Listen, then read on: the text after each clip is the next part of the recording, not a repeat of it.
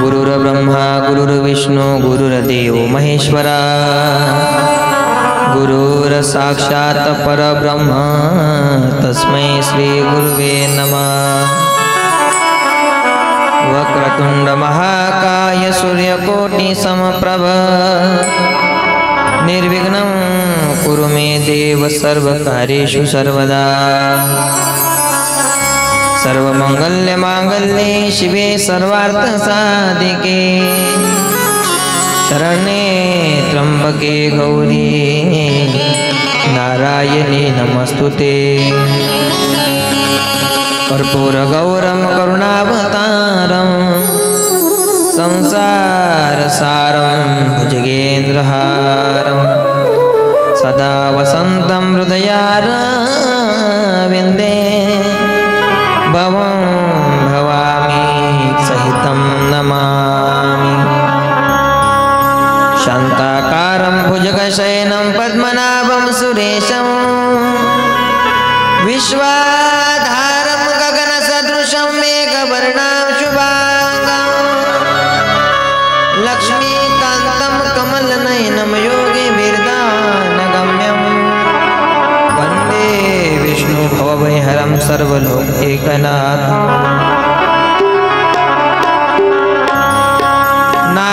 नागेन्द्रहराय त्रिलोचनाय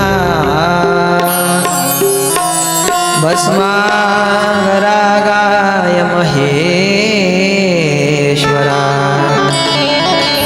नित्याय शुद्धाय दिगंबराय तस्मै नकराय नमः शिवाय। मंदाकिनी सलिलचंदन चर्चिता नंदीश्वर प्रमथनाथ महेश्वरा मंदार पुष्प बहुपुष्प सुपूजिता तस्मै मकराय नमः शिवाय। शिवाय गौरी व्रजनाब्जरुंद सूर्याय ध्वक्षाय ध्वरनाशकाय श्रीलीलकण्ठाय वृषभजाय तस्मै शिखराय नमः शिवाय। वसिष्ठकुम्भो भवगौतमार्या मुनीन्द्रदेवाचितचेखरा चन्द्रार्कवश्वानरलोचना तस्मै वकराय नमः शिवाय। यक्षस्वरूपाय जटाधराय पिनाकहस्ताय सनातनाय दिव्याय देवाय दिगंबराय तस्मै कराय नमः शिवाय। पंचाक्षरम् इदं पुण्यं यः पठे शिवसन्निधौ शिवलोकमवाप्नोति शिवेन सह मोदिते शिवेन सह मोदिते। उमापति महादेव की नमः। पार्वतीपते जय जय शिव शंभो जय जय शिव शंभो जय जय शिव शंभो।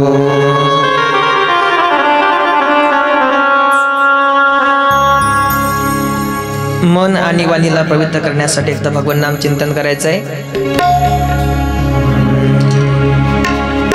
श्री शिवाय नमस्तुभ्यं श्री शिवाय नमस्तुभ्यं श्री शिवाय नमस्तुभ्यं श्री शिवाय नमस्तुभ्यं श्री शिवाय सर्वांनी म्हणायचं पाठीमागे श्री शिवाय नमस्तुभ्यं श्री शिवाय नमस्तुभ्यं श्री शिवाय नमस्तुभ्यं श्री शिवाय नमस्तुभ्यं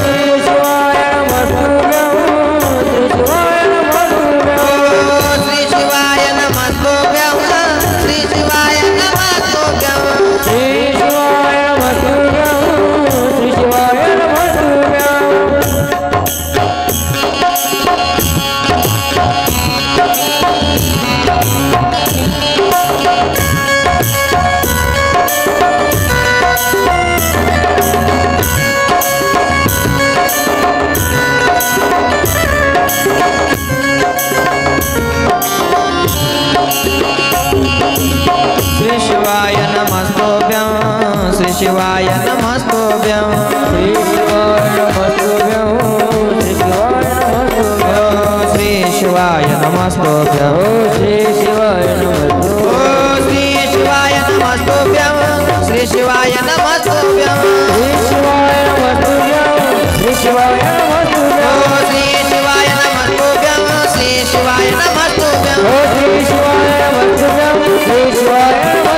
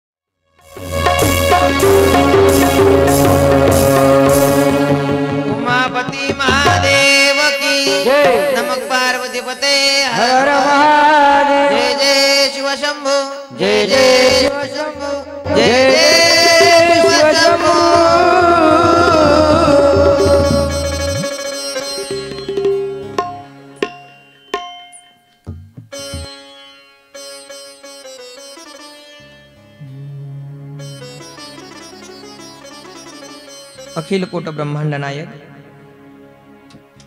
अकाल करुणावरून आलय भक्तवांच्या कल्पतरू व्याघ्रांबरधारी देवादिदेव महादेव यांच्या असीम कृपेने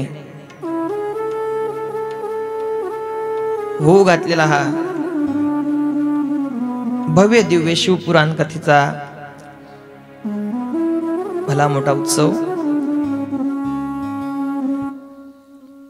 आज आपल्या कथेचा पहिला दिवस.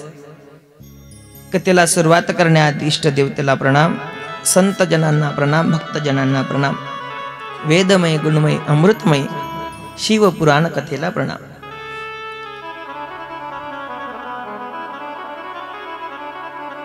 फार सुंदर आपलं गाव आहे पिंपळकुटा दांडे या नगरीमध्ये दरवर्षीप्रमाणे चालू असलेला हा कार्यक्रम आहे.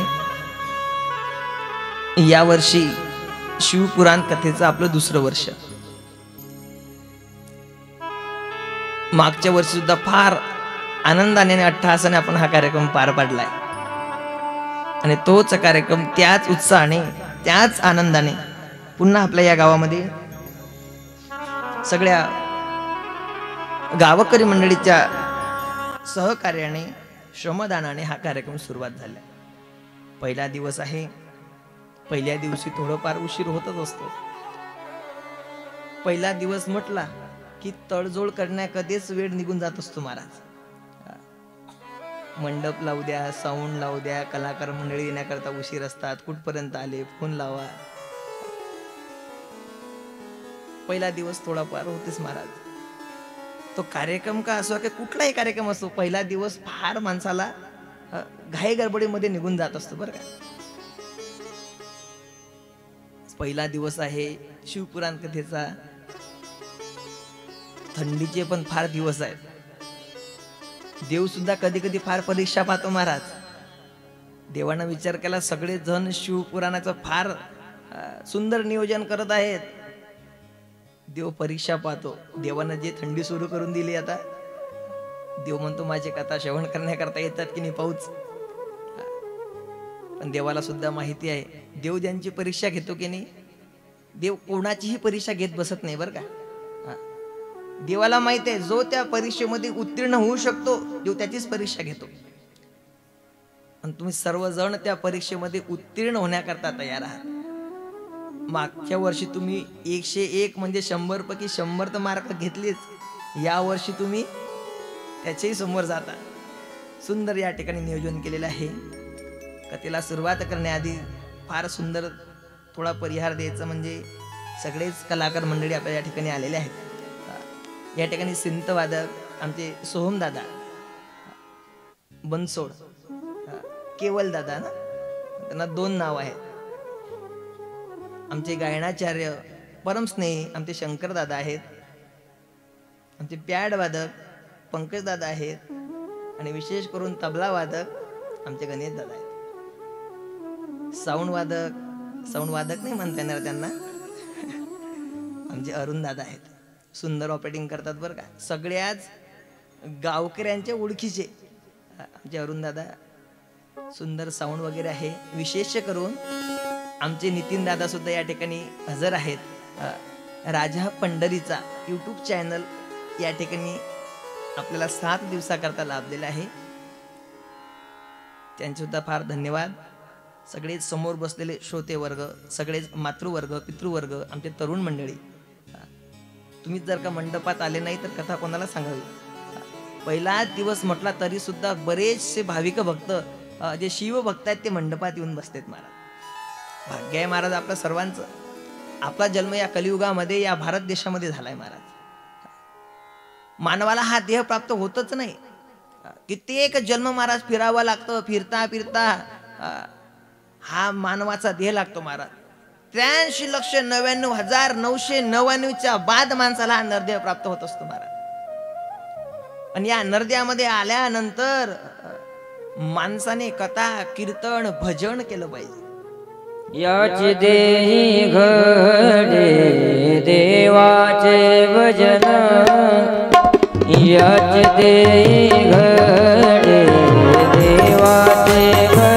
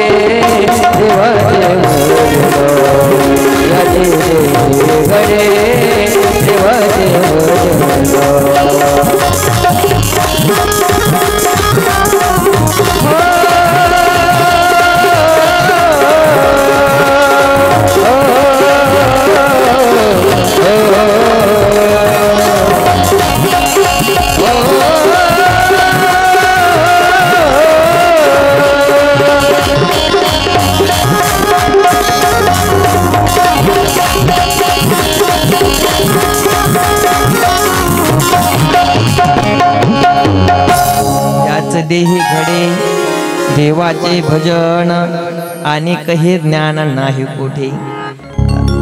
याच नरदेहामध्ये आल्यानंतर माणसाला भजन करता येते. याच नरदेहामध्ये आल्यानंतर माणसाला कथा श्रवण करता येते. याच नरदेहामध्ये आल्यानंतर माणसाला हाताने टाळी वाजवावी येते महाराज. जर का तुम्हाला भजन करायचं असेल ना महाराज, तो मानव देह धारण करावा लागेल. आजपर्यंत कुठं पाहायला गेलं नाही आणि कोणी पाहणार सुद्धा नाही की पिंपळ कुट्यामधले सगळेच गायी म्हशी बकऱ्या मंडपात आल्या का कधी? त्यांना ज्ञानच नाही महाराज. पशु काय पाप पुण्य जाणती, पशुला पाप पुण्य माहिती नाही. पशु कधी भजन करू शकत नाही करू शकत महाराज. मानव हा असा नरदे आहे की या मानवालाच फक्त भजन करता येते आणि कथा श्रवण करता येते. आपले सर्वजण या ठिकाणी जमले आहात. पहिला दिवस आहे, कथा श्रवण करण्याकरता सगळेच जण आलेले आहेत. फार सुंदर भगवंताची दिव्य लीला आहे महाराज. भगवान शंकराची ही असीम अलौकिक अशी ही शिवपुराण कथा आहे. भगवंताच्या गुणांनी परिपूर्ण झालेली ही शिवपुराण कथा या गावामध्ये तुम्ही पुन्हा श्रवण करण्याकरता या ठिकाणी जमलेले आहात. मागच्या वर्षी फार सर्वांनी कथा श्रवण केली. पुन्हा एक इच्छा दाटलेली आहे सगळ्यांच्या मनामध्ये, पुन्हा शिवकथा श्रवण करायची आणि पुन्हा योग आलाय.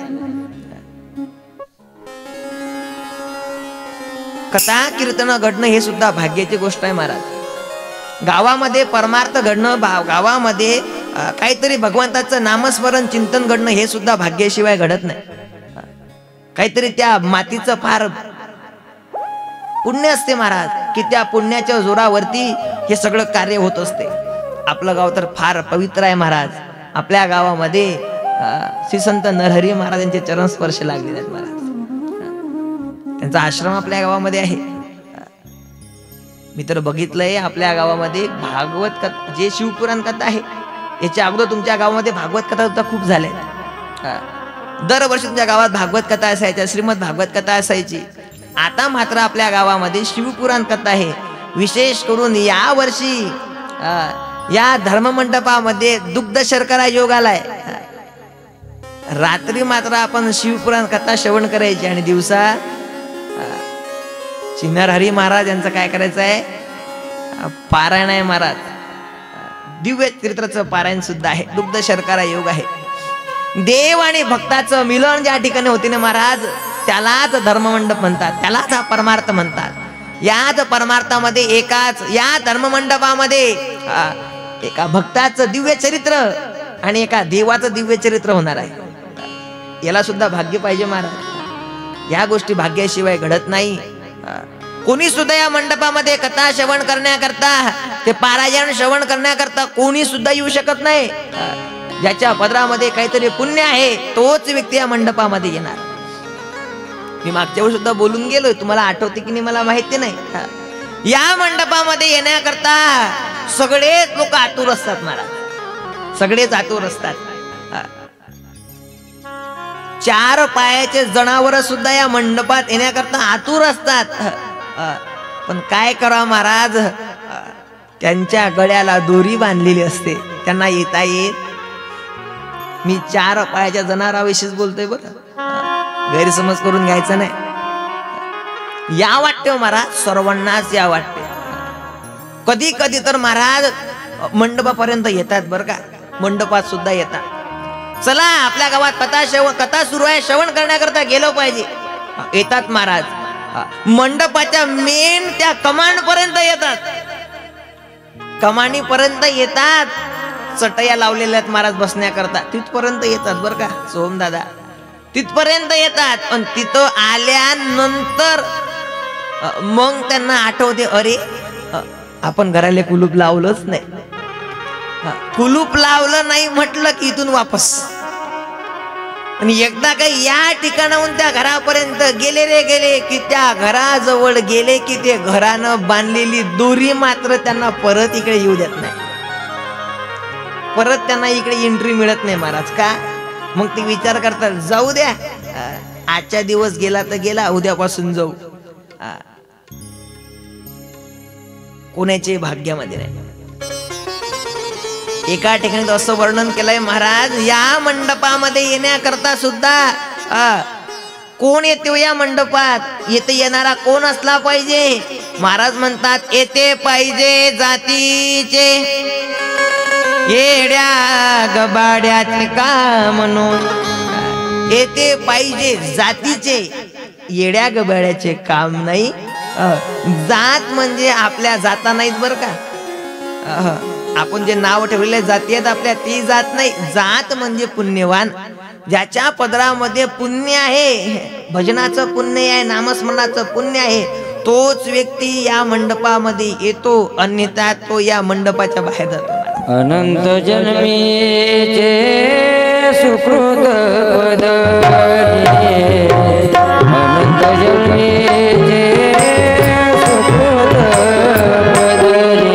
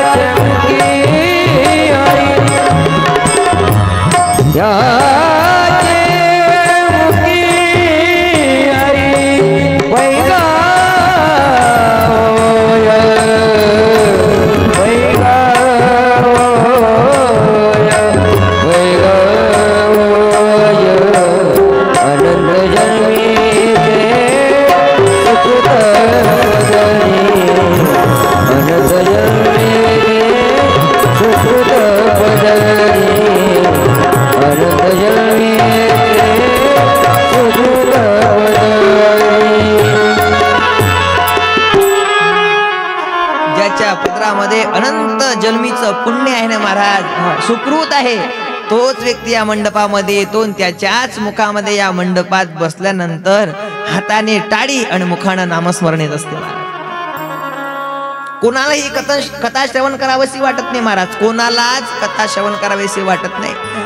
ज्याच्या मनामध्ये भक्ती आहे, ज्याच्या मनामध्ये त्या भक्तीचं पुण्य संचित आहे, त्याच व्यक्तीला वाटतो महाराज की कथा श्रवण करावी। मग ते थंडी का असो, तरी सुद्धा ते या मंडपात येऊन बसतात। का? पुण्य आहे महाराज त्यांच्याकडे, कथा श्रवण करण्याचं पुण्य आहे।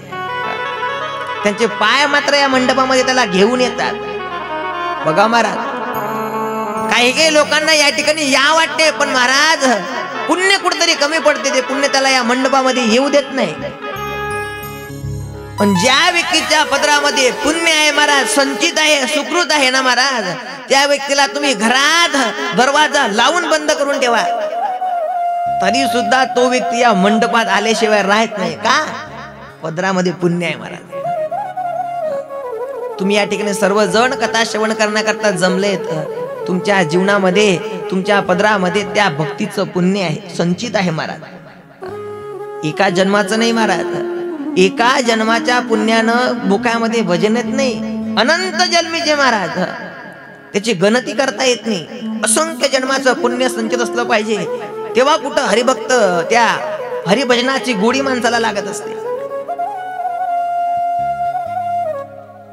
जेव्हा पुण्य संचित येते ना महाराज, तेव्हा त्या लोकांना नेहमी नेहमी नेहमी नेहमी महाराज कथा श्रवण करावीशी वाटते महाराज। नेहमी नेहमी मुहुर्मुहुर म्हणजे महाराज नेहमी नेहमी कथा श्रवण करावीशी वाटते। शौनकजी महाराजांनी स्वतःना प्रश्न विचारलाय महाराज शिवपुराण कथेमध्ये। शौनकजी महाराज स्वतःना म्हणतात, महाराज आम्हाला माहित आहे तुम्ही फारच ज्ञानी आहात, सगळ्या शास्त्रांचं ज्ञान तुमच्याकडे आहे, आम्हाला असं एखादं साधन सांगा की ज्या कथेने, ज्या साधनेने, ज्या सत्संगाने आमच्या जीवनामध्ये भक्तीचा उगम होणार, एका त्या भक्तिरूपी गंगेचा प्रवाह आमच्या जीवनामध्ये वाहायला लागेल। सुतांनी प्रश्न, जेव्हा सुतांना प्रश्न विचारला, विशेषतः महाराज जे शौनकजी महाराज आहेत, ते शौनकजी महाराज वयाने फार वयोवृद्ध आहेत, आणि जे सूत महाराज आहेत त्यांचं वय अगदी 16 वर्षाचं आहे। वय फार कमी आहे सुतांचं, पण ज्ञानानं मात्र फार मोठे आहेत सूत महाराज। शौनकजी महाराज वयाने भरपूर आहेत, वयस्कर आहेत, तरी सुद्धा सुतांसमोर बसून सुतांना प्रश्न विचारतात, महाराज असं काहीतरी साधन सांगा की ज्या साधनेने आमच्या जीवनामध्ये पुण्याचा संचय होणार, आम्हाला काहीतरी भक्ती करण्याचा मार्ग मिळेल, आमच्या जीवनामध्ये त्या भक्तीची त्या ज्ञानाची गंगा वाहायला लागेल. सुतांनी सांगितलेलं आहे, महाराज तुम्ही सुद्धा फार ज्ञानी आहात, पण मला तुमची एक ख्याती माहिती आहे. तुमचा एक फार सुंदर एक नियम आहे. तुम्ही ज्ञानी असून सुद्धा, वयाने तुम्ही सुद्धा मोठे असून सुद्धा तुम्ही लहानपणा घेता. जीवनामध्ये जर काहीतरी कमवायचं असेल महाराज, काहीतरी कमवायचं असेल तर माणसाने कधी पण लहानपण घेतलं पाहिजे. कधी पण जीवनामध्ये जर का मोठं व्हायचं असेल, आपल्याकडे पैसा असू द्या, श्रीमंती असू द्या, आपल्याकडे सगळ्याच गोष्टी अनुकूल असू द्या, तरी सुद्धा माणसाने लहानपण घेतलं पाहिजे महाराज, लहानपण घेतलं पाहिजे. तुकोबाऱ्या तर म्हणतात, लहानपण देगा देवा, लहानपण देगा देवा, लहानपण देगा देवा. लहानपण घेतलं पाहिजे महाराज. महाराज म्हणतात, हत्ती होऊन अंकुशाचा मार खाल्ल्यापेक्षा मुंगी होऊन साखर खाल्लेली केव्हा पण बरी. ज्याचे अंगी मोठेपण तया यातना कठीण, यातना कठीण.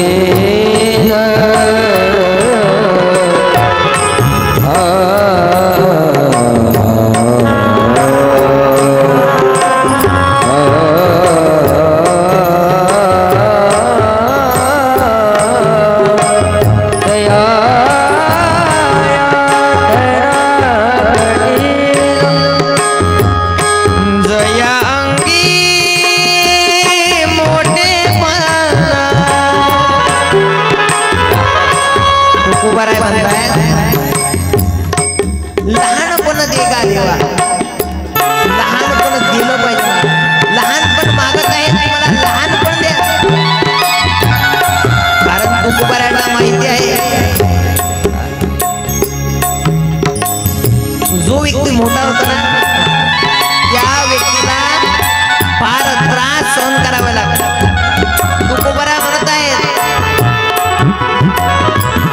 जया अंगी मोठेपण तया यातना कठीण, तया यातना कठीण. लहानपण देगा देवा, लहानपण देगा देवा, लहानपण देगा देवा.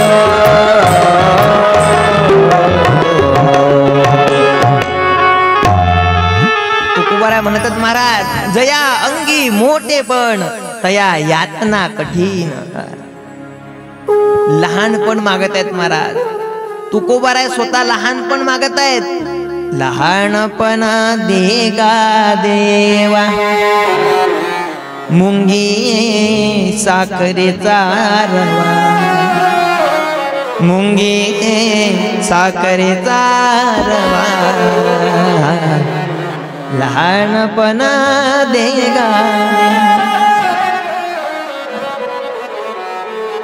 माणसाने कधी लहानपण घेतलं पाहिजे महाराज, लहानपण घेतलं पाहिजे. काय करावं महाराज, एवढे ज्ञानी आहेत महाराज संत, तरी सुद्धा लहानपण घेत आहेत. शौनकजी महाराज लहानपण घेत आहेत. त्यांना माहिती आहे कथा श्रवण करायचे समोर लहानपण घ्यावं लागेल. लहानपण घेत आहेत. त्यांना सुद्धा माहिती आहे हत्ती फार मोठा असतो महाराज, फार धार दिपाड शरीर महाराज त्या हत्तीचं. त्याला जर का म्हटलं चल सरक बाजूला, जमत नाही महाराज, त्याला ते समजणार नाही. जर का त्याला आपल्या रस्त्यावरती आणायचं असेल तर महाराज म्हणतात त्या हत्तीला काय मारावा लागतो? अंकुश, भालाच तुम्हाला तो मारावा लागतो. तेव्हा त्याला समजते अरे कुठंतरी जावं लागतं, मालक काहीतरी म्हणतोय. तुकोबाराय म्हणत आहेत, ऐरावत रत्नातोर त्यासी अंकुशाचा मार लहानपण देगा दे, लहानपण देगा देवा. लहानपण घेतलं पाहिजे माणसाने. जीवन जगताना माणसाने लहानपण घेतलं पाहिजे बरं का. जर का माणसाला मोठं व्हायचं असेल तर त्या माणसाने लहानपण घ्या. नम्रता ठेवा महाराज, नम्रता. जीवनामध्ये जर का नम्रता असेल तर तो व्यक्ती एक दिवस मोठा झाल्याशिवाय राहत नाही. शौनकजी महाराज वयाने फार मोठे आहेत तरी सुद्धा महाराज त्या ठिकाणी सुतांना प्रश्न विचारतात. सुतांनी सांगितलेलं आहे, जर का तुम्हाला पुण्याचा संचय करायचा असेल तर तुम्हाला शिवपुराण कथा श्रवण करावी लागेल. प्रश्न विचारला, महाराज या शिवपुराण कथेने काय होणार? सुतांनी सांगितलेलं आहे, जर का माणसाला मोक्ष प्राप्त करून घ्यायचा असेल तर शिवपुराण कथा श्रवण करा. मी नेहमी सांगत असतो महाराज, जीवनामध्ये काहीतरी करायचं असेल, जीवनाचं परिवर्तन करायचं असेल, या जीवनाचं सोनं करायचं असेल तर माणसाने 4 ग्रंथ वाचले पाहिजेत. तसे तर आपले जे आहेत ना महाराज, 18 पुराण, 6 शास्त्र, 4 वेद, उपनिषद हे वाचलेच पाहिजे. एवढे वाचण्याकरता आपल्याकडे वेळ नसेल ना महाराज तरी प्रामुख्याने 4 ग्रंथ वाचा. 4 ग्रंथ माणसाने वाचले ना तर माणसाचं जीवन बदलते महाराज, जीवन बदलते. जीवन बदलायचं आहे ना आपल्याला, सर्वांना बदलायचं आहे ना. आपल्या घरामध्ये ग्रंथ असले पाहिजेत. आपल्या घरामध्ये महाराज ज्ञानेश्वरी, हरिपाठ, रामायण, तुकोबारायाचा गाथा, श्रीमद भागवत कथा, शिवपुराण हे ग्रंथ असले पाहिजेत. आपल्या घरामध्ये हे ग्रंथ सापडत नाही. आपल्या घरामध्ये वैभव लक्ष्मीच्या पोते एवढ्या सापडतील, पुरा गावाला जरी वाटलं तरी महाराज पुरतातच घरात. आणा महाराज, ते पण आणू नका असं मी म्हणणार नाही, पण प्रामुख्याने जे ग्रंथ आपल्या जीवनाचं कल्याण करतील, आपला उद्धार करतील, ते ग्रंथ आपल्या घरामध्ये असले पाहिजेत ना. ऐका महाराज, 4 ग्रंथ प्रामुख्याने वाचा. जर का माणसाला जगणं कळून घ्यायचं असेल, माणसानं जगावं कसं, माणसानं जगावं कसं असं का वाटत असेल तर त्याने ज्ञानेश्वरी हा ग्रंथ वाचा महाराज. ऐका, जगावं कसं माझ्या ज्ञानोबराची ज्ञानेश्वरी माणसाला शिकवते महाराज. जगणं सोडावं महाराज. माझे माऊली तर म्हणतात माणसानं बोलावं कसं हे सुद्धा शिकवतात महाराज माऊली. साचानी मवाळ मी तुले आने रसाळ, शब्द जैसे कल्लोळ अमृताचे. माणसानं कसं बोललं पाहिजे ते सुद्धा शिकवतात महाराज माऊली. माणसानं साच आणि मवाळ, मितुले आणि रसाळ, शब्द जैसे कल्लोळ अमृताचे असं बोललं पाहिजे. काय करावं महाराज, माणसाचं बोलणं एवढं टेटर व्हायलाय, माणसाला नम्रतेनं बोलणं जमतच नाही महाराज. नम्रतेनं बोलावं महाराज.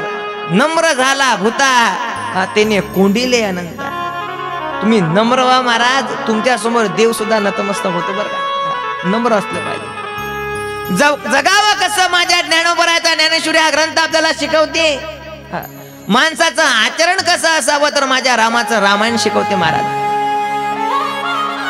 आचरण शिकवते महाराज राजा रामाचं रामायण. जगणं माझ्या ज्ञानोबरायांनी शिकवलंय, आचरण माझ्या प्रभू रामचंद्रांनी शिकवलंय महाराज. पण माणसानं मरावं कसं तर श्रीमद भागवत कथा शिकवते महाराज.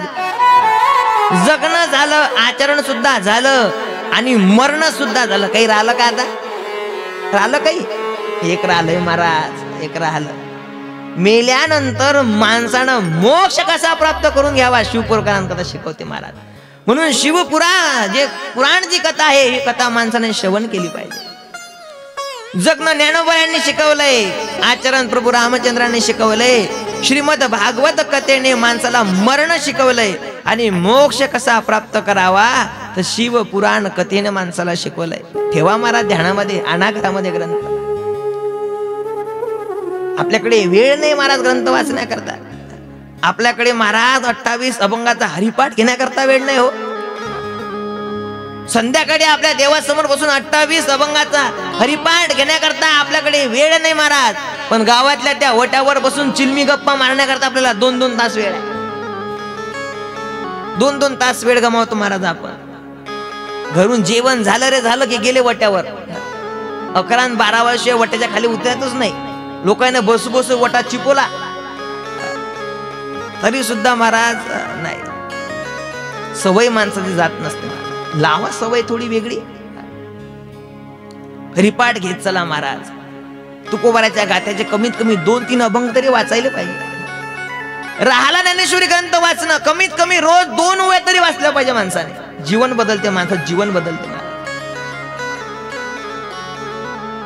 ज्ञानेश्वरी ग्रंथामध्ये 9033 ओव्या आहेत महाराज. जगणं शिकवतात माऊली. जगणं वाचा कधी, आणून बघा महाराज.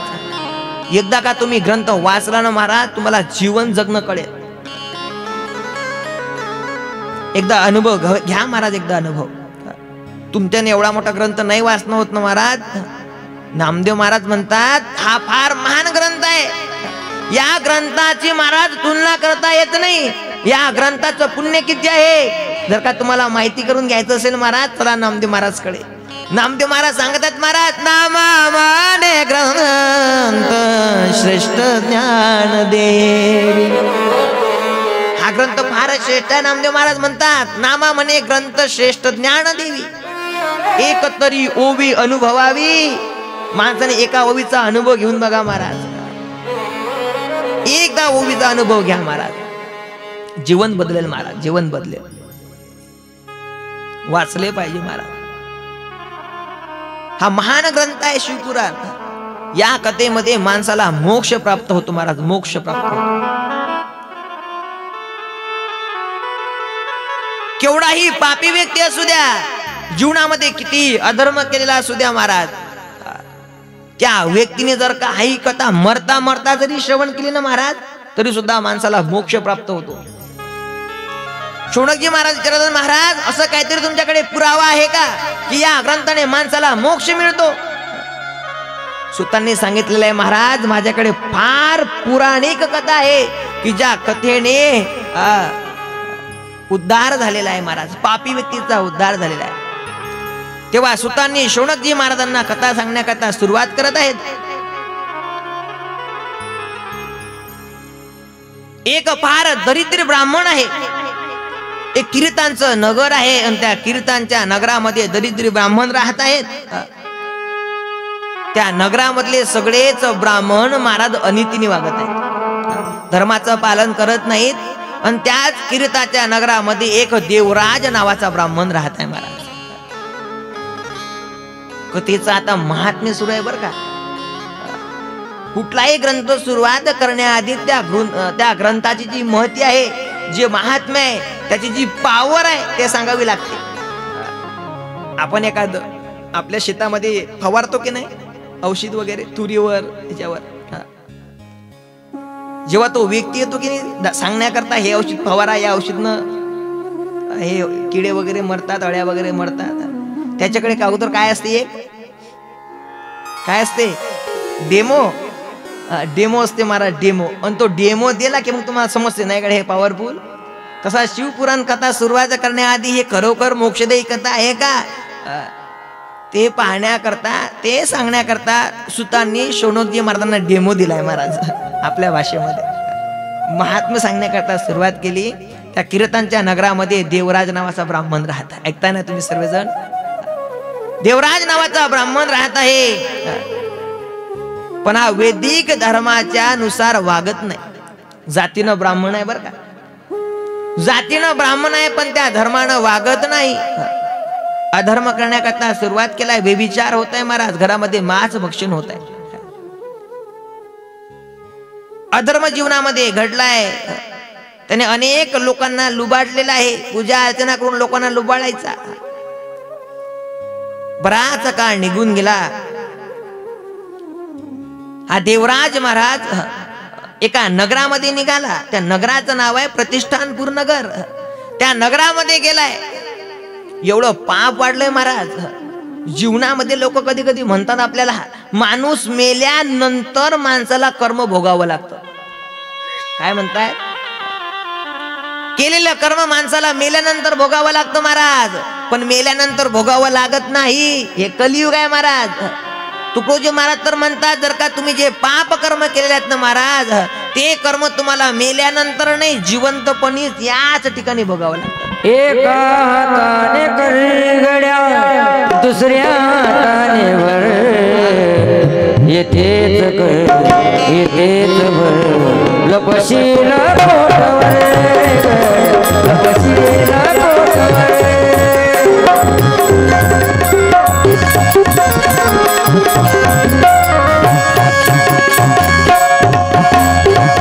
वा, सुंदर शंकर दादा. तुकडोजी महाराज वर्णन करतात, जे जे हवे खरेदी कर, बाजार हा खुला, बाजार हा खुला. हा जे जीवन आहे ना महाराज, जीवन हा एक बाजार आहे. काय? हा बाजार आहे. या बाजारामध्ये तुम्हाला जे वाटेल ते खरेदी करा. जे वाटेल ते खरेदी करा महाराज. बाजार हा खुला.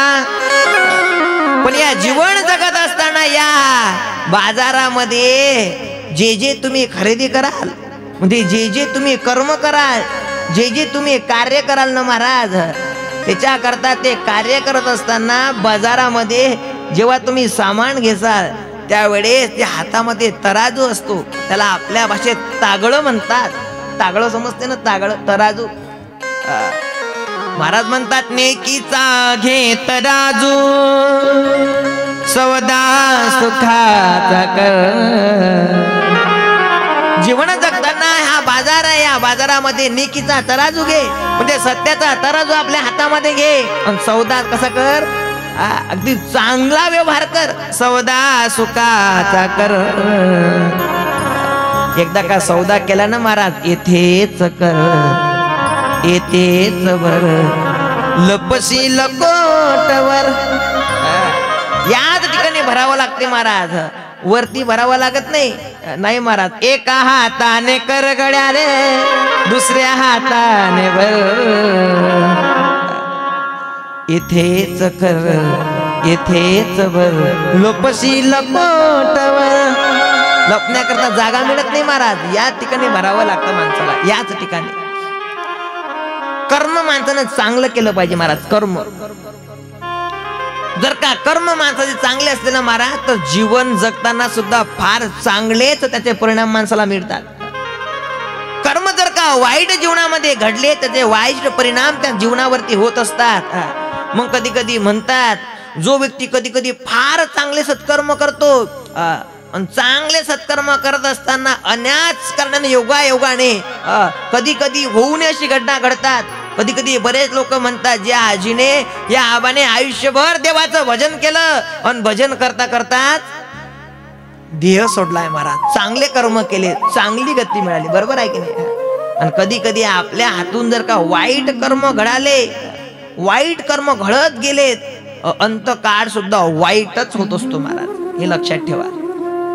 तर आपलं जीवन कसं असलं पाहिजे महाराज? चांगलं असलं पाहिजे. नीतीने माणसाने नीतीने धर्माने माणसाने या ठिकाणी वागलं पाहिजे. ब्राह्मण कुळामध्ये जन्माला आलेले देवराज नावाचे जे ब्राह्मण आहेत, जातीनं ब्राह्मण असून सुद्धा महाराज नीतीचा मार्ग सोडलाय महाराज, अनितीचा मार्ग धरलाय. वेश्यागमन करत आहेत. जीवनामध्ये फार पाप वाढलं. पापाचरण करत आहेत, व्यभिचार करत आहेत.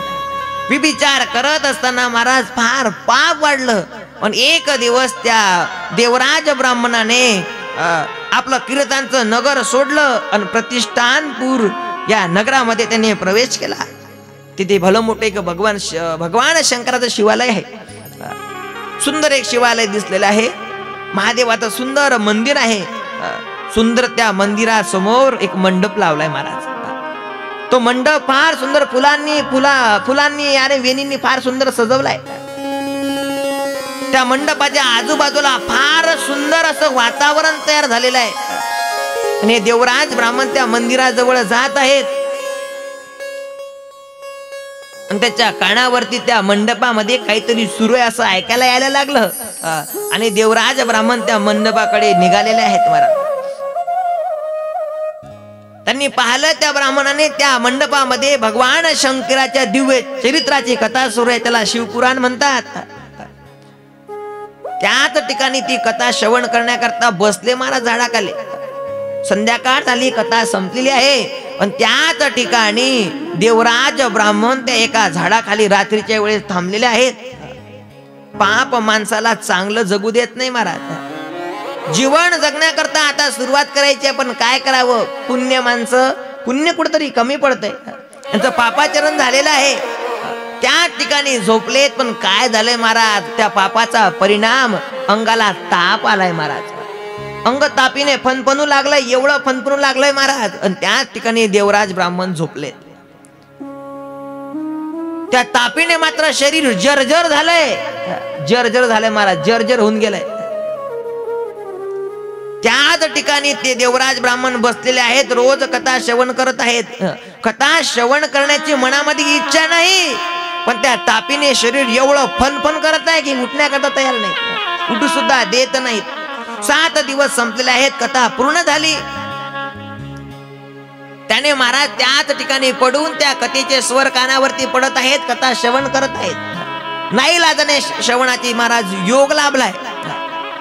कथा श्रवण करणं सुरू आहे. श्रवण करता करता करता करता करता करता महाराज त्या देवराज ब्राह्मणाची ज्योत मालवली. देवराज ब्राह्मण मरण पावले महाराज. जीवनामध्ये अधर्म केला, अन्याय केला, अनिती कमावली महाराज. पाप केलं महाराज. पुण्य कधी कमावलं नाही. देवाचं भजन कधी केलं नाही. तरी सुद्धा महाराज प्राणज्योत मालवली. देवराज ब्राह्मण मरण पावलाय. आणि मरण पावल्याबरोबर यमाने आज्ञा दिली, जा त्या देवराज ब्राह्मणाच्या आत्माला या ठिकाणी घेऊन या. त्यांना देवराज ब्राह्मणाला घेऊन या. त्यांचे प्राण मात्र या ठिकाणी घेऊन या. यमदूत त्या ठिकाणी धावत आलेत महाराज. यमदूत धावत आलेत आणि त्या यमदूताने आपला पाश त्या देवराज ब्राह्मणावरती सोडलाय. त्यांना पकडणार तेवढ्या त्याच ठिकाणी भगवान शंकराचे पार्षद हजर झाले. उमापती महादेव की जय. आणि आवाज दिलाय, हो थांबा, तुम्ही याला नेऊ शकत नाही. यमदूत म्हणतात, का हो हे आमचं गिऱ्हाईक आहे. आयुष्यभर याने पापाचरण केलेलं आहे, अधर्म केलाय, अन्याय केलाय, व्यभिचार केलाय, पापाचरण केलंय महाराज, वेश्यागमन केलेलं आहे, फार पाप केलंय. आणि या पापाच्या अंती त्या परिणाम याला यम लोकामध्ये न्यावं लागेल, नरकामध्ये न्यावं लागेल. शिवदूत सांगत आहेत, तुम्ही यांना नरकामध्ये नेऊ शकत नाही, यम लोकामध्ये नेऊ शकत नाही. कारण हे जे गिऱ्हाईक आहे ना महाराज, हे भगवान शंकराचं गिऱ्हाईक आहे. यमदूत म्हणतात हे शक्यच नाही. अरे आयुष्यभर कधी भजन केलं नाही, चिंतन केलं नाही, आता कुठं? अरे आमचं गिऱ्हाईक आहे, आम्ही याला सोडणार नाही. तेव्हा शिवदूत सांगत आहेत की हे जे गिऱ्हाईक आहे भगवान शंकराचं आहे. का? कसं काय शंकराचं गिऱ्हाईक आहे? तेव्हा सांगत आहेत की याने आयुष्यामध्ये कधी भजन केलं नाही, पण याने मरता मरता भगवान शंकराची कथा श्रवण केली, त्याचा परिणाम मरता मरता जरी कथा श्रवण केल्याचा परिणाम त्यांना शिवलोकाची प्राप्ती होणार आहे. यमदूत म्हणतात आयुष्यभर भजन केलं नाही, मरता मरता नाईलाजानं ऐकली, शिवलोकाची प्राप्ती. म्हणा हो, शिवलोकाची प्राप्ती. यमदूतांनी सोडलंय महाराज. आणि शिवदूतांनी त्यांना आपल्या विमानामध्ये बसवलं आणि देवराज ब्राह्मणाला घेऊन ती शिवगण मात्र त्या कैलासाकडे निघालेले आहेत, शिवलोकाला निघालेले आहेत. देवराज ब्राह्मण त्या विमानामध्ये बसून मनामध्ये विचार करतोय, आयुष्यभर कधी भगवंताचं नामस्मरण केलं नाही, कथा श्रवण केलं नाही, चिंतन कधी केलं नाही, मरता मरता नाईलाजाने कथा श्रवण करण्याचा योग आला, त्याचा परिणाम मरता मरता कथा श्रवण केली, त्याचा परिणाम मला शिवलोकाची प्राप्ती झाली. देवराज ब्राह्मण खिन्न मनाने मनामध्ये महाराज प्रायचित्त करत आहे, पश्चाताप करत आहे. जर का आयुष्यामध्ये जीवन जगताना भजन केलं असतं ना महाराज, नीतीने जर का वागलो असतो, अधर्माचा त्याग केला असता, तर मला आणखीच चांगलं सुख या शिवलोकामध्ये भोगायला मिळालं असतं, आणखी मला चांगली गती मिळाली असती. शौनकजी महाराजांना सूतजी सांगत आहेत, महाराज या देवराज ब्राह्मणाने आयुष्यात कधी भजन केलं नाही, पण अंतकाळी कथा श्रवण केली, त्याचा परिणाम त्यांना मोक्ष मिळाला. शिवकथेची शिवलोकाची प्राप्ती त्याला झालेली आहे. अशी ही शिवकथा फार पवित्र आहे, फार पुण्यवान आहे. एका पापी व्यक्तीला सुद्धा महाराज मोक्ष देणारी कथा आहे. शौनकजी महाराज अगदी गदगद झालेले आहेत. त्यांच्या मनामध्ये आणखी कथा श्रवण करण्याची इच्छा दाटू लागली. त्यांनी मनामध्ये विचार केला, आपल्याला सुद्धा मोक्ष प्राप्त करून घ्यायचा आहे, आपल्याला सुद्धा मोक्ष प्राप्त करून घ्यायचा आहे. पण मनामध्ये एक पुन्हा प्रश्न निर्माण झाला, महाराज ही जी कथा तुम्ही सांगत आहात, ही कथा पापी व्यक्तीला मोक्ष देणारी आहे. जर का पापी व्यक्तीलाच ही कथा मोक्ष देणारी असेल, तर या जगामध्ये बरेचसे लोक पापी आहेत, त्यांना तर मोक्ष मिळणार, आणखी कोणाला मोक्ष मिळाला आहे का? तेव्हा महाराज सुतांनी शौनकजी ऋषींना सांगितलेलं आहे, पापी लोकांनाच नाही हो, पिशाच योनीमध्ये जन्माला आलेल्या सुद्धा ही मोक्ष देणारी कथा आहे. याला शिवपुराण म्हणतात, फार पवित्र कथा आहे. तेव्हा शौनकजी महाराज म्हणतात, महाराज पिशाच्यांना मोक्ष प्राप्त करून दिलाय? हो. एखादी कथा आम्हाला सांगा. शौनकजी ऋषींना सूत महाराज कथा सांगत आहेत.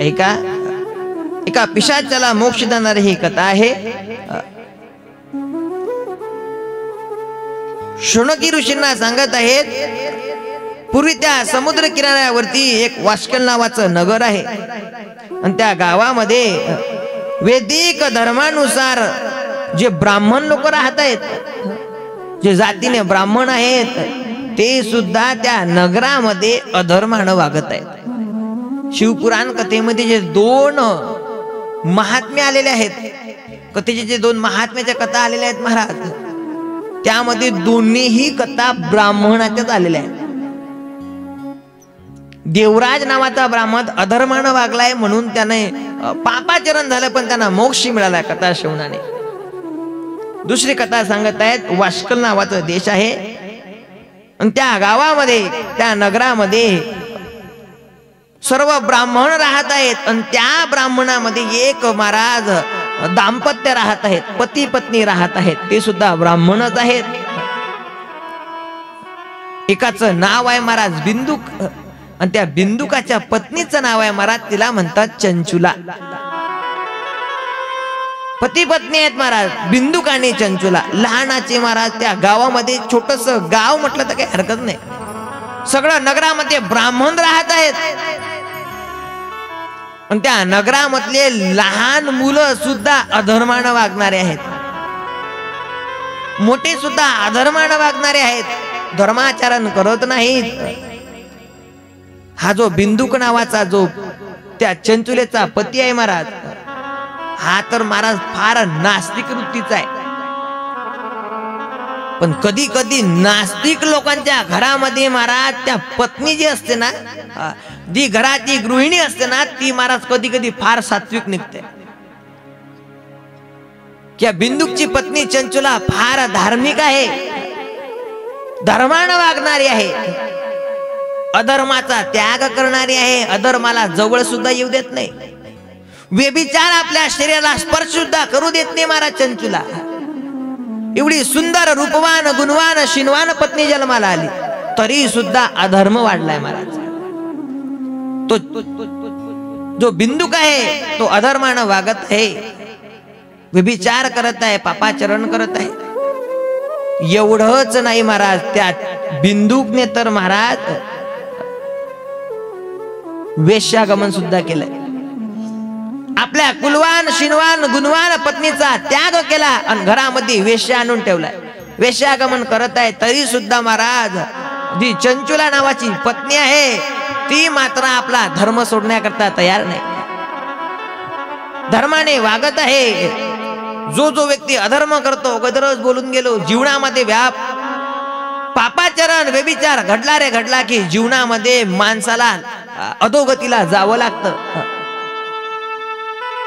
हा बिंदूक फार अधर्ममार झालेला आहे महाराज. व्यभिचार करायला लागला, पापाचरण करायला लागला, आणि पापाचरण करता करता एवढं पाप वाढलं, आणि त्या पापाच्या अंती या बिंदूकचा हा जो मानव देह आहे महाराज, हा देह माताला सोडावा लागला, आणि त्या बिंदुकाचा महाराज काय झालाय, नाश झालाय महाराज.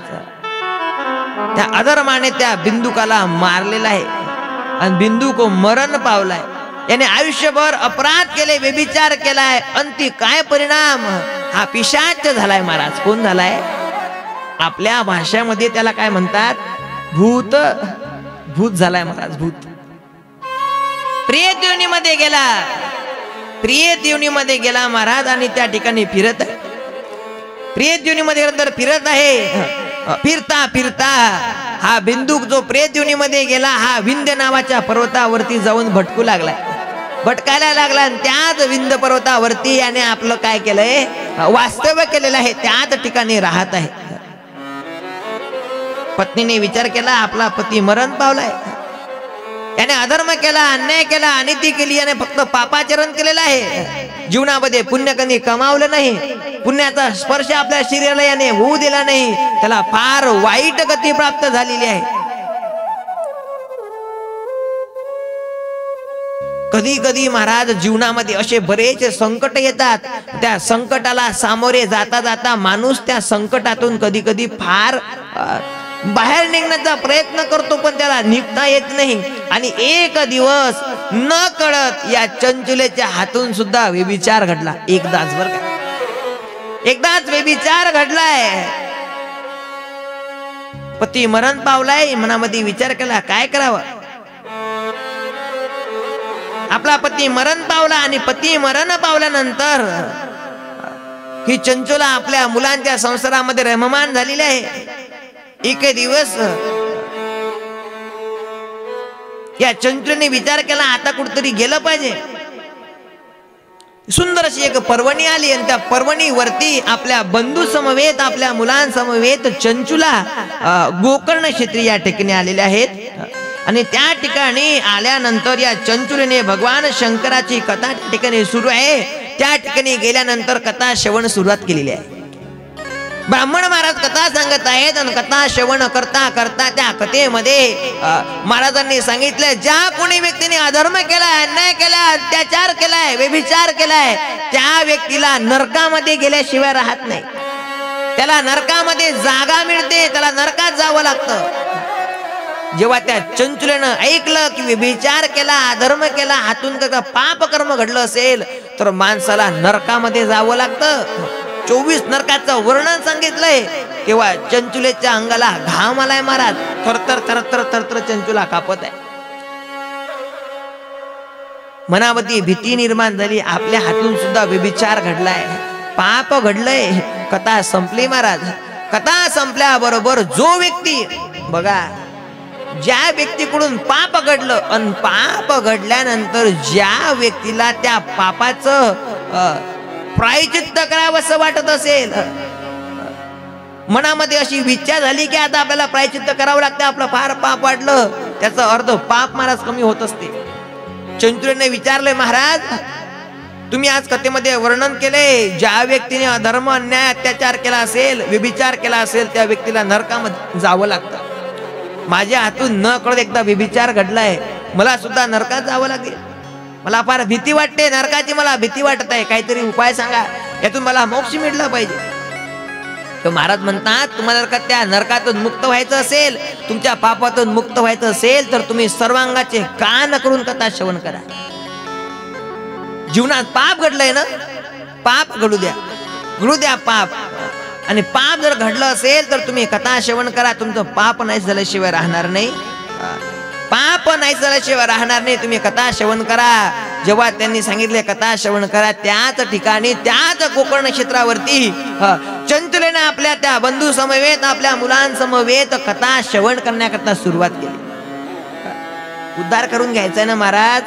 वेळ पाहत नसतात, काळ पाहत नसतात. सुरुवात झाली ना तर करायची सुरुवात. मग उद्या करून, परवा करून, पुढच्या वर्षी करू जमत नसते महाराज. कल करे सो आज, आज करे सो अभी.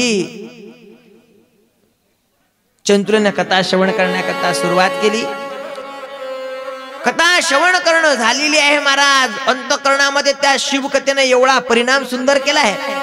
आता या सगळ्या मायेचा त्याग झालाय महाराज. सगळा मोह निघून गेलाय. भगवान शंकराच्या त्या कथेमध्ये रममान झालेत. एवढे रममान झालेत, एवढ्या रममान झालेत. त्याचा परिणाम या चंचुलेनं आपला प्राण त्याग केला. कथा श्रवण करून प्राण त्याग केला. आणि प्राण त्याग केल्यानंतर भगवंताचे दूत घेण्याकरता आलेले आहेत. विमानामध्ये बसवलं आणि या चंचुलेला शिवलोकामध्ये नेण्यात आलं. आणि भगवान शंकराची जी पत्नी आहे त्याला पार्वती माता म्हणतात. त्या पार्वती मातेची दासी म्हणून सेवा करण्याकरता त्या ठिकाणी नेण्यात आलेला आहे. पार्वती माते एक फार सुंदर जवळीक सखी मैत्रीण म्हणून ती चंचुला राहत आहे महाराज. देवाचा जवळीक साधणं हे सुद्धा फार मोठं भाग्य आहे महाराज. देवाच्या मंदिरात गेल्यानंतर सेवेचा योग त्याच व्यक्तीला येतो ज्या व्यक्तीला भगवंत आपलं जवळचं समजतात. देवाच्या मंदिरात कोणी सुद्धा हातामध्ये फळा घेऊन जाळू शकत नाही महाराज. भगवंत ज्याला जवळचं समजतात ना तोच व्यक्ती मंदिरात झाडपूस करत असतो महाराज.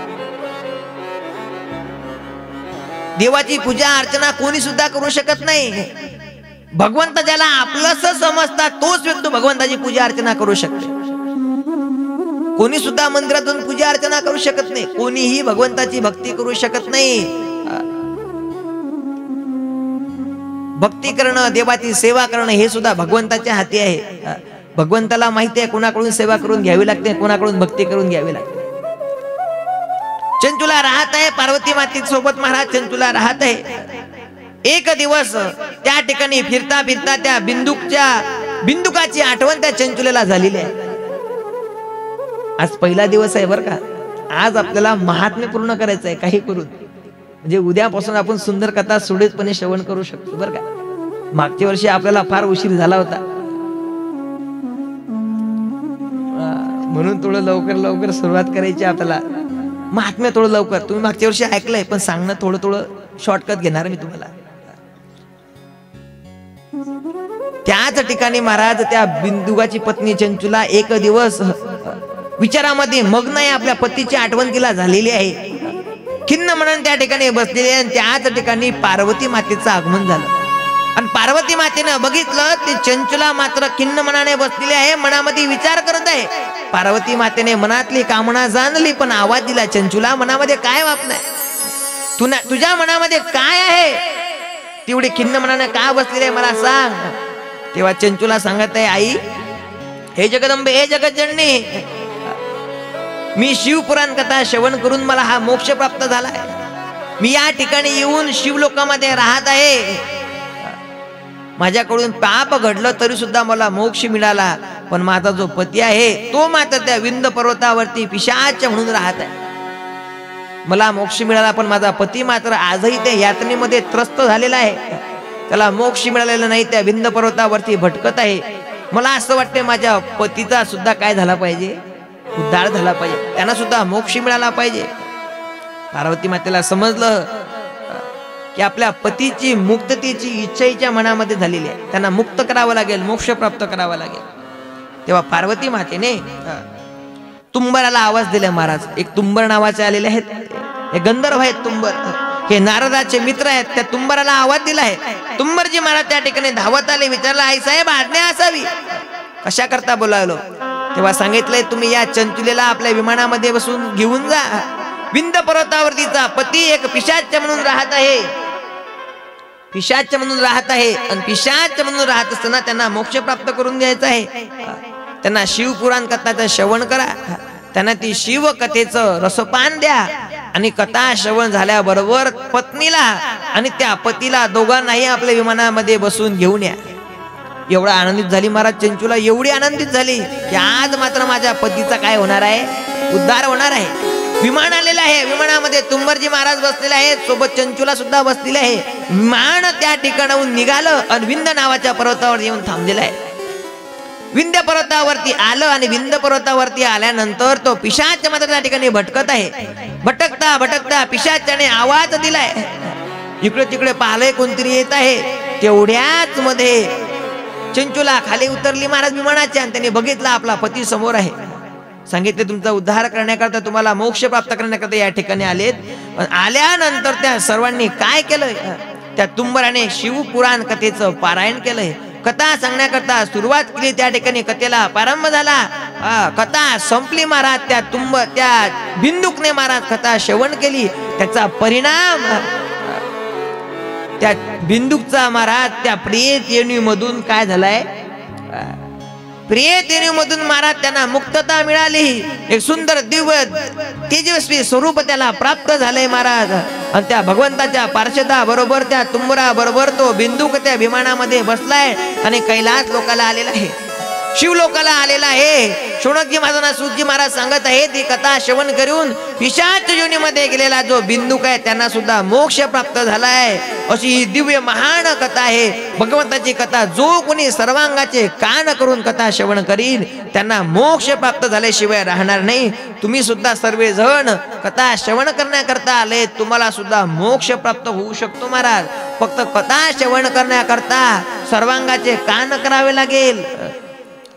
सर्वांगाचे कान करून जर का कथा श्रवण करसाल तरच तुम्हाला उद्धार होईल, तुम्हाला मोक्ष प्राप्त होईल. जर का तुमचं मन उठलं सुटलं की घरीच जर जात असेल तर मग मात्र तुमची कथा काही तुम्हाला पूर्णत्वास नेणार नाही आणि तुम्हाला मोक्ष काही प्राप्त करून देणार नाही महाराज. कथेमध्ये एकदा आलं ना महाराज, बस कथाच, दुसरं कुठलंच लक्ष आलं पाहिजे नाही. जर का तुमच्या जवळ काही जर येऊन बसलं तरी हालायचं नाही महाराज. का? मोक्ष प्राप्त करून घ्यायचा आहे ना. मोक्ष जर का प्राप्त करायचं असेल तर लक्ष मात्र कथेमध्येच लागेल. इकडे तिकडे लक्ष जाता कामा, मंडपाच्या बाहेर लक्ष जाता कामा नाही. जर का तुम्ही सर्वांगाचे कान करून जर का कथा श्रवण करसाल तर मात्र तुम्हाला मोक्ष मिळेल. अन्यथा मोक्ष सोडावो महाराज. आपल्याला मोक्ष सोडा, आपला उद्धारही सोडा, आपल्याला पुनर्जन्मही सोडा, आपल्याला पुनर्जन्म सुद्धा होणार नाही महाराज. आपल्याला हा देह सुद्धा बार बार भेटत नसतो महाराज, एकदाच मिळतो. हा नरदेह भेटणं फार भाग्याची गोष्ट आहे महाराज. हा नरदेह म्हणजे एका आंधळ्या व्यक्तीच्या हातामध्ये कावळा सापडणं. कावळा कोणा हातामध्ये लागते का पुरुष मंडळी? कावळा आजपर्यंत कोणी पकडला का? तो कोणाच्या हातामध्ये सापडत, डोळस व्यक्तीच्या हातामध्ये अजिबात सापडत नाही. पण एक आंधळा व्यक्ती आहे त्याच्या हातात सापडला, तसा नरदेह आपल्याला सापडलेला आहे महाराज. वाटत ना आपल्याला मोक्ष मिळाला पाहिजे म्हणून सर्वांनी सर्वांगाचे कान करून कथा श्रवण करायचे बरं का. कथेमध्ये विक्षेप होता कामा नये. कोणाच कडून विक्षेप नाही बरं का. लहान मुलांकडून सुद्धा विक्षेप होऊ देऊ नका. लहान मुलांना सुद्धा सांभाळा, ते मधामध्ये उठतात आणि परत येऊन बसतात. विक्षेप होता कामा नये.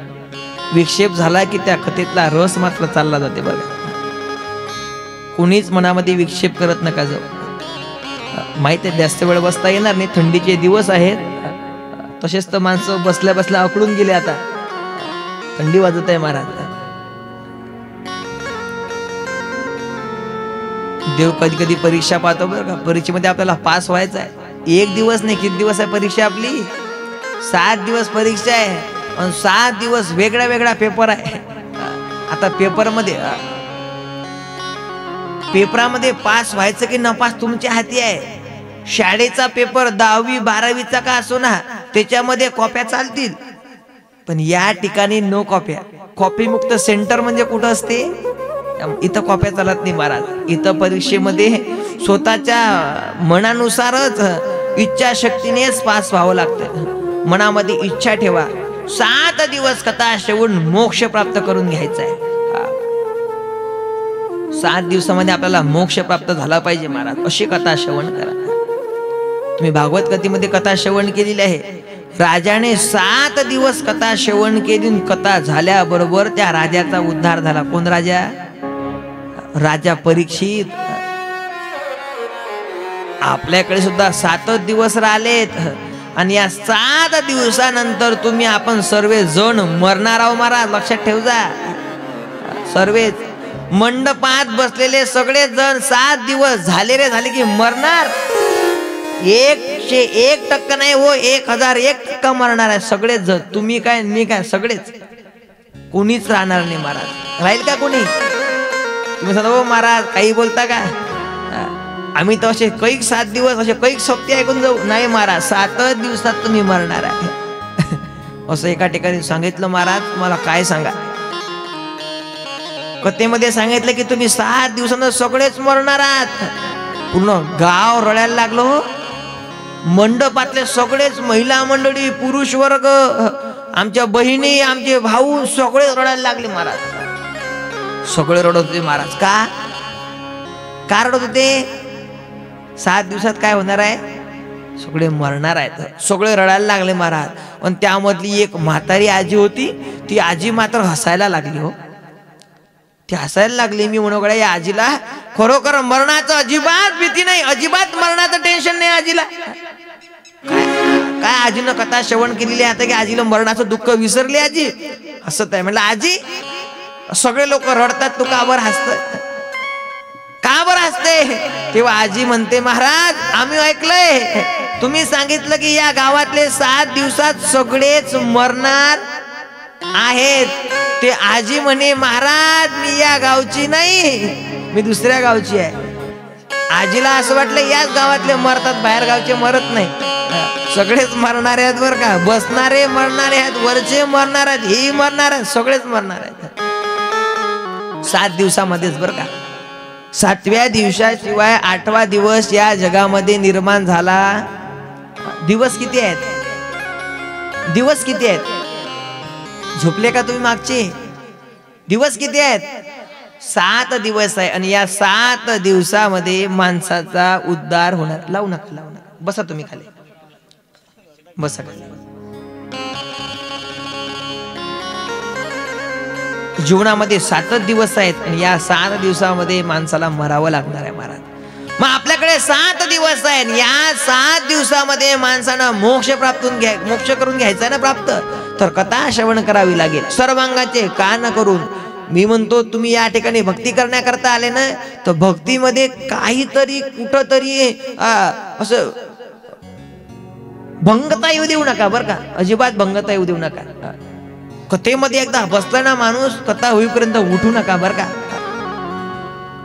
आमचं काही नाही, आम्ही तुम्हाला सांगत जाऊ. आम्ही तुम्हाला कथा सांगणारच आहे. आमच्या या मंडपात कोणी असो अगर नसो महाराज, तरी आम्हाला 7 दिवस कथा सांगायची आम्ही सांगणारच. आम्हाला कोणी नसलंच चालते. आमच्या समोर यजमान जरी बसलेले असले, यजमान किती आहेत? भरपूर झाला आम्हाला. तेवढे जरी बसले ना महाराज तरी भरपूर झालंय. कारण कथा श्रवण करण्याकरता जो विधी सांगितलाय त्या विधीमध्ये सांगितलेला आहे माणसाने कथा श्रवण करण्याकरता बसल्यानंतर जोपर्यंत महाराज त्या व्यासपीठच्या खाली उतरत नाही तोपर्यंत त्यांना सुद्धा उठून जायला चालत नाही महाराज. नाही चालत. श्रवणाचे कान करून कथा श्रवण करावी लागेल. समोर यामध्ये कथा श्रवणाचा विधी आलाय. कथा श्रवण कशी करायची फार सुंदर विधी दिलाय महाराज. शास्त्र आपलं फार वेगळं आहे महाराज. आपल्या धर्मग्रंथामध्ये माणसाने सगळंच आपल्याला शिकवलंय. माणसानं काय केलं पाहिजे, कसं केलं पाहिजे. कथा करायची आहे ना, ब्राह्मणाला बोलावून या ठिकाणी पूजा अर्चना करावी लागते महाराज. एवढंच नाही, त्या मंडपामध्ये मंडप आल्यानंतर त्या मंडपामध्ये सुंदर सुंदर केळीचे खांब बांधावे लागतात, तोरण लावावे लागतात, फुलाने सुशोभित करावं लागते, भला मोठं स्टेज लावावं लागतं आणि त्याच्यावरती एक भले मोठे भगवंताचं स्वरूप म्हणून भगवंताची मूर्ती ठेवावी लागते. तेवढंच नाही, कथा सांगण्याकरता वक्तांना बोलावं लागतं आणि त्यांच्याकडून 7 दिवस कथा श्रवण करून घ्यायची असते महाराज. आणि आपल्याला सुद्धा 7 दिवस तेच करायचं आहे. कथा श्रवण करायची आहे. आणि कथा श्रवण करताना सर्वांगाचे कान करून कथा श्रवण करा. एवढंच नाही, कथेत बसल्यानंतर तुमचं मन मात्र विचलित होऊ देऊ नका. मन का तुमचं विचलित झालं रे झालं तर तुमचं त्या कथेमधलं जे पुण्य आहे ते मात्र निघून जाणार. तुम्हाला कथेचं पुण्य तुमच्या पदरात पडणार नाही. मन या मंडपामध्ये ठेवा, मनाला तुमच्या ताब्यामध्ये ठेवा. जोपर्यंत मन तुमच्या ताब्यात राहणार नाही तोपर्यंत मात्र तुमची कथा श्रवण होणार. एकदा का मन तुमच्या ताब्यामध्ये राहिलं तर कथा सुद्धा प्राप्त होणार, मोक्ष सुद्धा तुम्हाला मिळणार आणि तुमच्या पदरामध्ये पुण्य सुद्धा पडणार. जीवनामध्ये पुण्याशिवाय काही नाही. पुण्य आपल्याला कमवायचं आहे. कथा श्रवण करून पुण्य कमवायचं आहे. म्हणून कथा श्रवण करताना सर्वांनी सर्वांगाचे कान करून कथा श्रवण करायची. एवढंच नाही, कथा श्रवण करण्याकरता येताना मात्र घरापासूनच मनामध्ये तीव्र इच्छा करायची. आज मात्र भगवंताचे स्वरूप माझ्या कथा होईपर्यंत हृदयामध्ये राहिलं पाहिजे. पण भगवंताची मूर्ती आपल्या हृदयामध्ये साठवायची. हृदयामध्ये साठवून त्याच दिव्य कथेचं रसपान करायचं. आणि घरी गेल्यानंतर त्या कथेचं काय करायचं? चिंतन करायचं. कथा श्रवण करायची. श्रवण झाल्यानंतर महाराज म्हणतात कथा श्रवण केली की त्या कथेचं काय करायचं? मनन करायचं. अन मनन झालं रे झालं, श्रवण करायचं नंतर मनन करायचं. अन मनन झाल्यानंतर त्याचं निध्याध्यासन करायचं.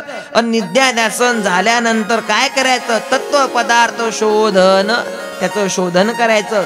त्या भगवंताच्या दिव्य चरित्राचं वर्णन करायचं. आणि भगवंताचा अंश याचा शोध घेण्याचा प्रयत्न करायचा की भगवंत कसे आहेत. भगवंताची मूर्ती हृदयामध्ये साठवायची आणि त्या भगवंताची मूर्ती साठवून 7 दिवस कथा श्रवण करायची. तुम्हाला 7च दिवस आहेत महाराज. या 7 दिवसामध्ये कथा श्रवण करा. सुंदर कथा आलेली आहे. भगवंत सांगत आहेत या भगवंताचे जे दिव्य चरित्र आहे ते फार वेगळं आहे. समोर या कथेचा फार सुंदर पुराणाचा परिचय दिलाय. पुराण फार प्रसिद्ध पुराण आहे. 18 पुराणामध्ये शिवपुराण हे 4थ्या क्रमांकाचा ग्रंथ आहे महाराज. शिवपुराण ग्रंथाचा नंबर 18 पुराणामध्ये 4था क्रमांक लागलेला आहे. त्यामध्ये 12 संहिता दिलेत महाराज. विद्येश्वर संहिता आहे, रुद्र संहिता आहे, विनायक संहिता आहे, उमा संहिता आहे, सहस्त्र कोटी रुद्र संहिता आहेत, 11 रुद्र संहिता आहेत, कैलास संहिता आहे, शतरुद्र संहिता आहे, कोटी रुद्र संहिता आहे, मातृ संहिता आहे, वायव्यान संहिता आहे आणि धर्म संहिता आहे. असे 12 संहिता दिल्या आहेत. आणि 12 संहिता आहेत. आणि या 12 संहितेमध्ये एकूण या ग्रंथामध्ये किती श्लोक आहेत? श्लोकाचे फार सुंदर सांगितलेलं आहे. वेगवेगळ्या संहितेमध्ये वेगवेगळे श्लोक सांगितलेले आहेत. जो विद्येश्वर संहिता आहे त्या विद्येश्वर संहितेमध्ये भगवंत सांगत आहेत या विद्येश्वर संहितेमध्ये 10,000 श्लोक आहेत. रुद्र संहितेमध्ये, विनायक संहितेमध्ये, उमा संहितेमध्ये आणि मातृ संहितेमध्ये प्रत्येकी 8,000 श्लोक आहेत. प्रत्येकी 8,000 श्लोक आहेत. एवढंच नाही, 11 रुद्र संहितेमध्ये 13,000 श्लोक आहेत. कैलास संहितेमध्ये 6,000 श्लोक आहेत.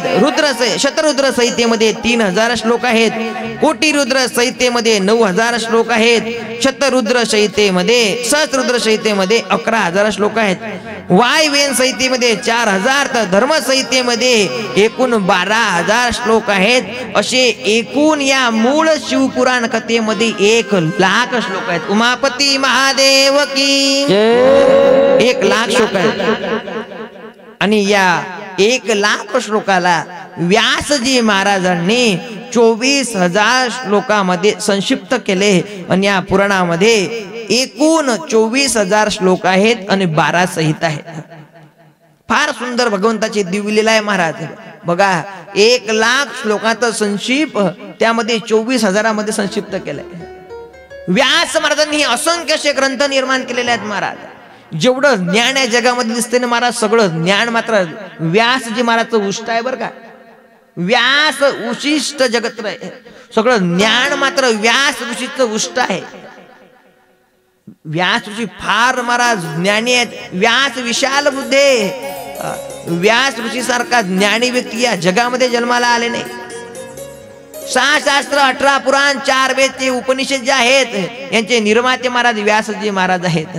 आणि व्यासजी महाराजांनी हे असंख्य ग्रंथ निर्माण केले आणि ते आपल्या समोर मांडलेत. आणि आज मात्र त्या ग्रंथाचा आपण काय करतोय, श्रवण करतोय. हा ग्रंथ साक्षात व्यासजी महाराजांनी सांगितलाय. आणि देवादिदेव महादेव यांचे जे सुपुत्र आहेत त्यांचं नाव आहे विनायक, त्यांना गणपती बाप्पा म्हणतात. त्यांनी स्वतः आपल्या हाताने लिखाण काम केलेलं आहे. उमापती महादेव की जय. फार सुंदर समोर कथा आलेली आहे.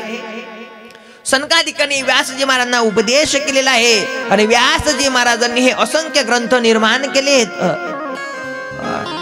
18 पुराण निर्माण केलेत आणि त्या 18 पुराणामध्ये शिव महापुराण हा 4थ्या क्रमांकाचा ग्रंथ आहे आणि तो ग्रंथ आपण सर्वजण श्रवण करत आहात.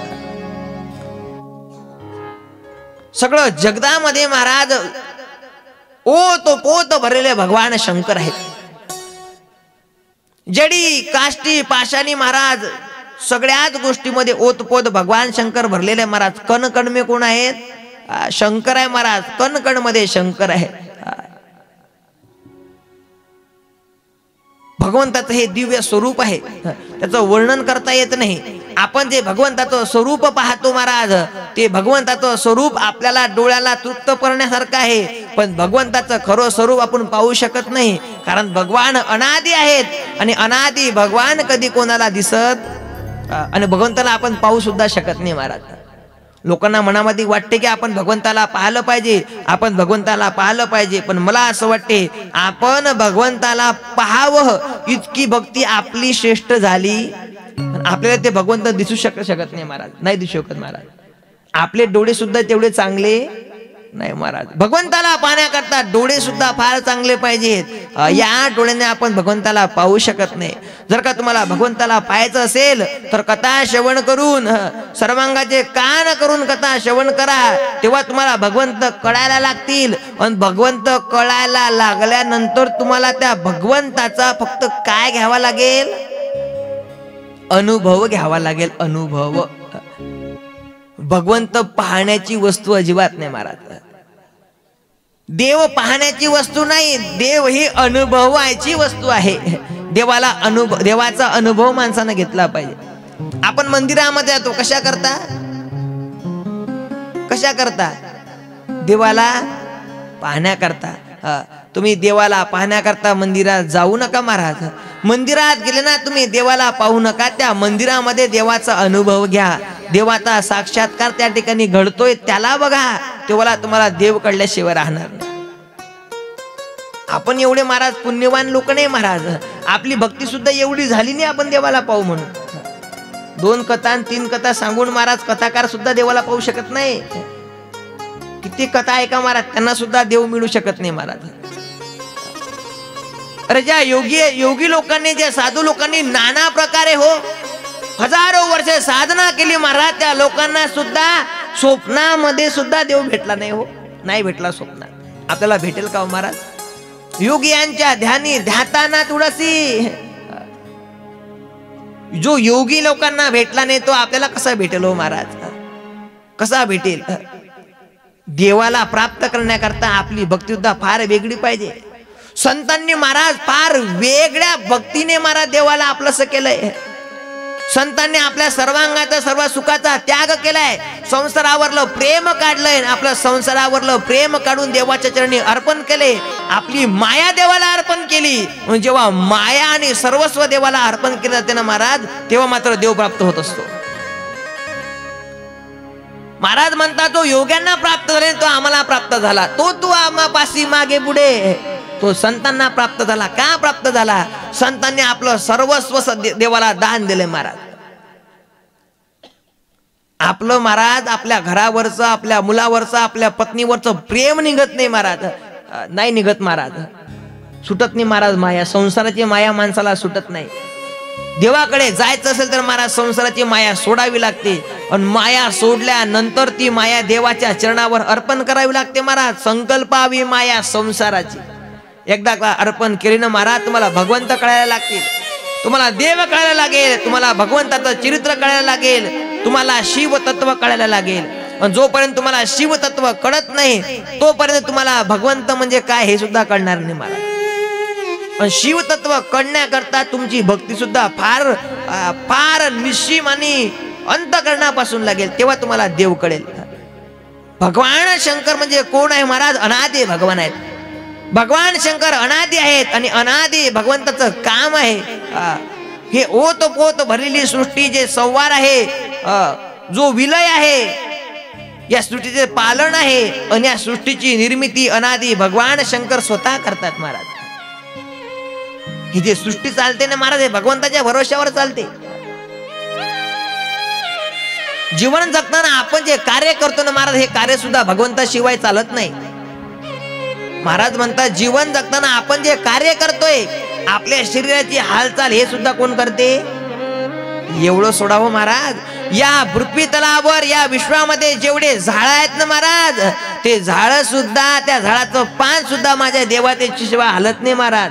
महाराज वर्णन करतात वृक्षाची पान हाले ज्याची सत्ता, वृक्षाची पान हाले ज्याची सत्ता, वृक्षाची पान हाले ज्याची सत्ता, वृक्षाची पान हाले ज्याची सत्ता,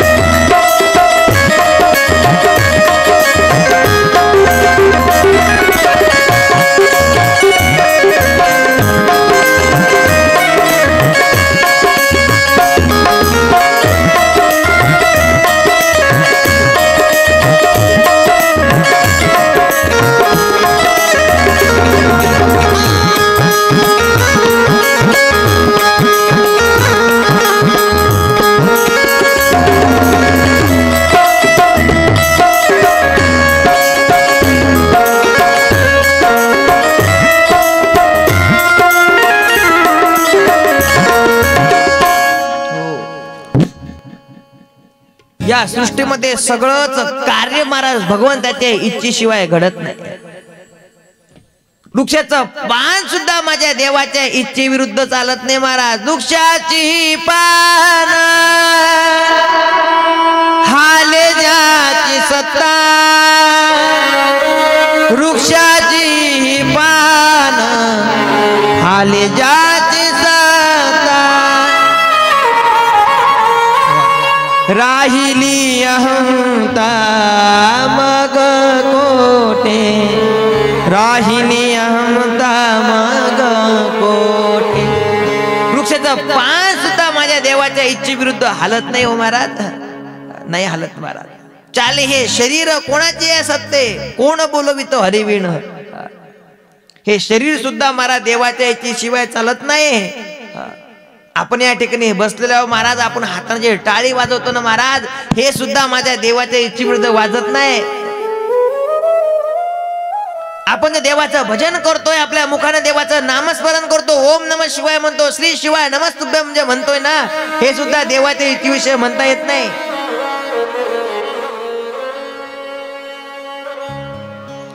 लोकांना वाटतं महाराज आमच्यामध्ये फार बल आहे म्हणून आम्ही टाळी वाजवतो आणि पावली करतो. नाही महाराज, नाही.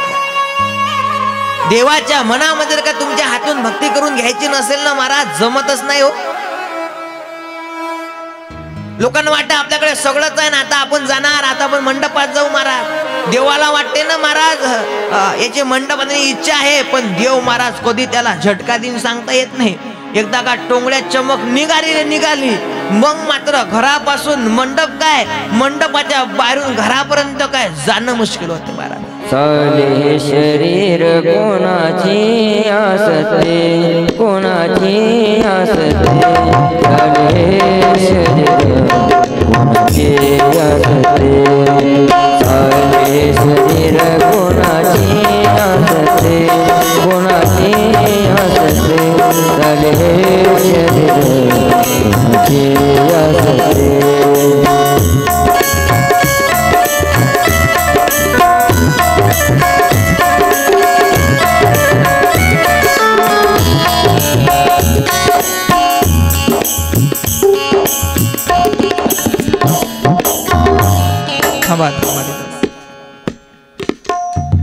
सगळं भगवंताच्या इच्छेच्या चालत नाही महाराज. ज्या सृष्टीमध्ये सगळं कारभार भगवंतानुसार चालते, भगवान शंकर या सृष्टीचं काय करतात, भगवान शंकर या सृष्टीचा संहार करण्याचं काम करतात. ब्रह्मदेव या सृष्टीचं महाराज रचना करतात आणि भगवान श्री हरी विष्णू या सृष्टीचं काय करतात, पालन पोषण करतात. या तिन्ही देवांपासूनच या सगळ्या सृष्टीचा कारभार चालतोय महाराज. अनादि भगवंतांनी ही तिन्ही कारभार तीन देवांना दिलेला आहे महाराज. या पृथ्वीवर अगोदर काहीच नव्हतं महाराज, जिकडे तिकडे पाणीच पाणी महाराज, जिकडे तिकडे पाणीच पाणी होतं. आणि त्या पाणीच पाणी असताना त्या पाण्यामध्ये हजारो वर्षापासून एक अंडज पडलेला आहे आणि त्या अंडजाला मायेने प्रकृतीने भेदन केलं महाराज. जेव्हा कोठेच नव्हते काही, चंद्र सूर्य तारा नाही, भौतिक भिन्नची होते पायी, कानोबा तेरे तेरे. जिकडे तिकडे पाणीच पाणी त्या अंडजाला एका मायेने स्पर्श केलाय आणि त्या अंडजामधून एका विराट पुरुषाची उत्पत्ती झाली. हे सगळं जे घडतंय ना महाराज, हे अनादि भगवंताच्या हातून घडतंय. एक विराट पुरुष जन्माला आला आणि त्या विराट पुरुषाच्या नाभीमध्ये कमळ जन्माला आलं आणि त्या कमळामधून सुद्धा एका बालकाचा जन्म झाला महाराज. तो विराट पुरुष आहे, तो विराट पुरुष म्हणजे साक्षात भगवान श्री हरी विष्णू.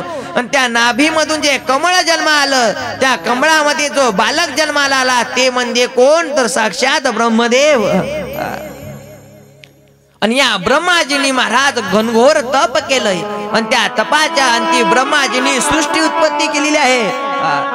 नाना प्रकारे सृष्टी उत्पत्ती केलेली आहे महाराज. 9 मुलांचा जन्म झालाय. सांगितलंय जगा 4 मुलांचा जन्म झालाय महाराज. 4 देहापासून 4 मुलं जन्माला आले महाराज. त्याला सनत कुमार म्हणतात. सांगितलंय जा तुम्ही सृष्टीचा विस्तार करा महाराज. ते योग मार्गी महाराज. ते म्हणाले आम्हाला फक्त भगवंताची भक्ती आणि पूजा अर्चना करण्याकरता जन्म मिळालाय, आम्ही या सृष्टीचा विस्तार करणार नाही. राग आला महाराज ब्रह्माजीला. राग आलाय आणि राग माणसाला दोन्ही भुवयाच्या मधात येत असतो आणि दोन्ही भुवयाच्या मधामध्ये राग आला आणि ब्रह्माजीच्या दोन्ही भुवयाच्या मधून एका बालकाचा जन्म झाला. त्याचं नाव ठेवलं भव आणि सांगितलं जा सृष्टी विस्तार करा. हे गेलेत महाराज, हे गेलेत आणि त्यांनी सृष्टी उत्पत्ती केली महाराज. पण त्यांनी जे सृष्टी उत्पत्ती केली ती माणसाची नाही केली महाराज, ती भूतांची केली. जेव्हा ब्रह्माजी गेले त्यांनी पाहिलं अरे आपल्या मुलाने कशी उत्पत्ती केली बघावं. गेले महाराज पाहण्याकरता तर त्यांनी महाराज माणसाची उत्पत्ती नाही केली, सगळी भूतांचीच केली. ब्रह्माजी म्हणतात बस बस बस, आता तुम्ही सृष्टी उत्पत्ती करू नका. जर का सगळेच भूतच जर का जन्माला आले तर देवाचं भजन कोण करणार? सांगितलं बस बस, आता तुम्ही सृष्टी उत्पत्ती करू नका. जेवढे झाले तेवढे तुमच्या जवळच ठेवा. म्हणून तेव्हापासून आजपर्यंत सुद्धा भगवंताजवळ भूतच आहेत आणि भगवंताचं वास्तव्य सुद्धा कुठं आहे? स्मशानामध्येच आहे महाराज. स्मशानामध्ये भूत वेताडे नाचती हर्षयुक्त उमापती. भूत नाचले की महाराज भगवान शंकर फार हर्षित होतात. सांगितलेलं आहे आता तुम्ही त्या ठिकाणी राहा. ब्रह्माजीला कळालं आता काय करावं. अनादी भगवंताची आकाशवाणी झाली आणि सांगितलेलं आहे एक काम करा ब्रह्माजी, तुम्ही सृष्टी उत्पत्ती करायची. सृष्टी उत्पत्ती करायची आणि सृष्टी उत्पत्ती झाल्यानंतर त्या सृष्टीचं पालन पोषण कोण करणार? ब्रह्माजी म्हणतात मी सृष्टी उत्पत्ती करणार पण पालन पोषण मात्र मी करणार नाही. एक ड्युटी मला द्या. एक ड्युटी माणूस कसं करते, दोन दोन ड्युट्या जमत नाही. ओव्हर टाइम काम तर अजिबात जमत नाही लोकांना. ब्रह्माजी म्हणतात मी सृष्टी उत्पत्ती करणार पण पालन कोण करणार? अनादी भगवान म्हणत आहेत तुम्ही सृष्टी उत्पत्ती करा, भगवान श्री हरी विष्णू त्या सृष्टीचं पालन करणार. ब्रह्माजी आणि भगवान विष्णू म्हणतात हे बरोबर आहे, आम्ही सृष्टी उत्पत्ती करू, पालन करू, पण या पृथ्वीवरती जर का अधर्म वाढले, अन्याय वाढला तर मग या सृष्टीवरचं ओझं कोण कमी करणार? कोण ओझं कमी करणार? तेव्हा अनादी भगवान म्हणतात काळजी करू नका. जो तुमच्या दोन्ही भुवयाच्या मधून जन्माला आला ते म्हणजे कोण? भाऊ म्हणजे साक्षात भगवान शंकर. तेच मात्र या सृष्टीचा संवार करतील. म्हणून भगवान ब्रह्मदेव या सृष्टीची निर्मिती करतात, भगवान श्री हरी विष्णू पालन करतात. आणि अनादी भगवान जे आहेत त्यांचं अंश स्वरूप त्यांना भगवान शंकर म्हणतात. ते भगवान शंकर मात्र त्या सृष्टीचा काय करतात? संहार करतात. या तिन्ही देवतांकडून या सृष्टीचा जो समतोलपणा आहे तो मात्र कायम राहतो महाराज, हे लक्षात ठेवा. तिन्ही देवतांकडून या सृष्टीचं पालन पोषण सुरू आहे. सगळा कारभार या तिन्ही देवतांच्या हातामध्ये दिलेला आहे. या ठिकाणी बघा आपल्या कथेमध्ये तिन्ही देवता येऊन पोचलेले आहेत. भगवान शंकर, भगवान ब्रह्माजी आणि भगवान श्री हरी विष्णू या ठिकाणी आपल्या मंडपात तुमच्या समोर उभे राहिलेले आहेत महाराज. या ठिकाणी झाकी प्रस्तुत केलेली आहे. आमचे नागपूरवरून आलेले कपिल महाराज, या कपिल महाराजांनी या ठिकाणी झाकी प्रस्तुत केली. एकदा सर्वांनी जोरदार टाळ्या वाजवा. आपल्या कथेमध्ये रोज मात्र आपल्याला वेगवेगळ्या भगवंताच्या दिव्य लीलांची झाकी पाहण्याकरता मिळणार आहे. भगवंताची कथा फार पवित्र आहे, फार सुंदर आहे, फार अलौकिक आहे महाराज. अनादी भगवान फार दयाळू आहेत. भगवान विष्णू महाराज सगळ्या भक्तांचं मनोरथ पूर्ण करणारे आहेत. आणि ब्रह्माजी तर महाराज आपले निर्माते आहेत. आपण या ब्रह्माजी पासून जन्माला आलेलो आहोत. सृष्टी उत्पत्ती या ब्रह्माजी पासून झालेली आहे महाराज. आपण त्यांचेच अनुयायी आहोत. आपण या भगवंताचेच अंश आहोत. त्याच भगवंताची दिव्य कथा आपल्याला श्रवण करण्याकरता मिळत आहेत. आपण फार भाग्यवान आहात. सर्वजण त्या भगवंताच्या कथेमध्ये तल्लीन झालं पाहिजे. एकदा का तुम्ही त्याच्या कथेमध्ये तल्लीन झाले ना महाराज, देव तुमच्या घरामध्ये कुठल्याच गोष्टीची कमी पडू देत, कुठल्याच गोष्टीची कमी राहत नाही महाराज. सगळ्याच गोष्टी आपल्याला प्राप्त होतात. कारण माझे भोले बाबा तुमच्या घरामध्ये सुखाचा, समृद्धीचा आणि ऐश्वर्याचा भंडार भरून दिल्याशिवाय राहणार. म्हणून एकदा सर्वांनी आनंद घ्यायचा आहे. आणि आनंद झाल्यानंतर आपल्याला आरतीकडे जायचंय. आणि या ठिकाणी आजची कथा आपली पूर्ण विराम घेणार आहे. आणि